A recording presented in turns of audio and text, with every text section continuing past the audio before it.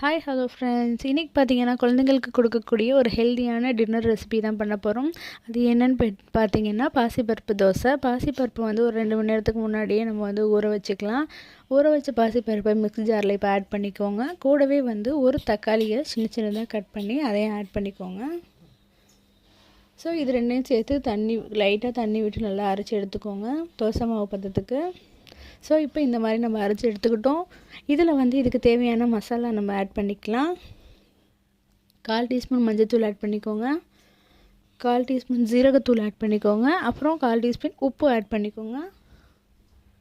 So இது எல்லாத்தையும் சேர்த்து நல்லா மிக்ஸ் பண்ணி விட்டுக்கலாம். இப்போ தோசைக்கல்லை வச்சுட்டு தோசைக்கல் நல்லா சூடானதும் அதில் வந்து நம்ம நெய்யை ஆட் பண்ணிக்கலாம். நெய்யை ஆட் பண்ணிவிட்டு கொஞ்சம் சின்னதாக இந்த தோசையை வந்து ஊற்றி எடுத்துக்கலாம்.